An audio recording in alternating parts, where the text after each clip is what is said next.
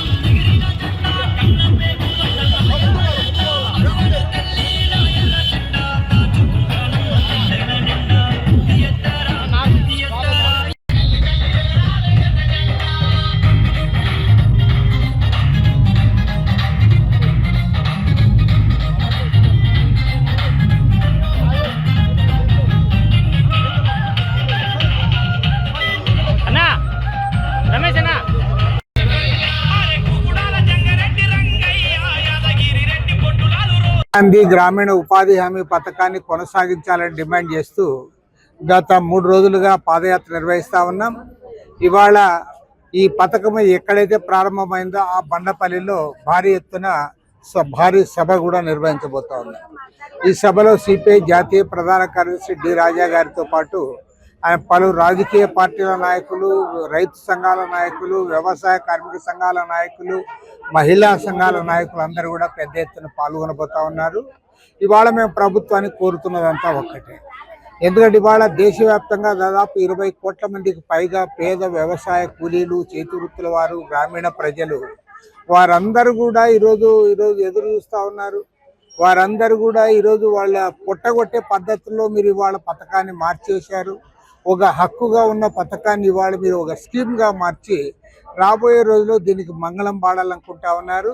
జనగణమన పాడడానికే మీరు ఖచ్చితంగా ఇవాళ మార్పులు తెచ్చారు. మహాత్మా గాంధీ పేరు తొలగించారు, విబిజీ రామ్జీ అని అంటా ఉన్నారు. పర్యవసానంగా పెద్ద ఎత్తున రాబోయే రోజుల్లో గ్రామీణ ప్రాంతాల నుంచి వలసలు పెరిగే ప్రమాదం ఉంది. ఇవాళ మేము ప్రభుత్వాన్ని డిమాండ్ చేస్తున్నది ఒక్కటే. గతంలో ఈ ప్రాంతం నుంచి విపరీతంగా రైతులు కూడా వలసలు పోయారు. ఇవాళ చిన్న సన్నకారు రైతులు, గ్రామీణ పేద ప్రజలు వారందరికీ కూడా ఎంతో ఉపయోగపడి ఈ పథకాన్ని మీరు నిర్వీర్యం చేసి కార్పొరేట్లకు ఉడిగం చేయడానికి, చీప్ లేబర్ని అంతా కూడా చౌకగా వారికి లేబర్ని సప్లై చేయడానికి ఇవాళ ఈ పని చేస్తూ ఉన్నారు.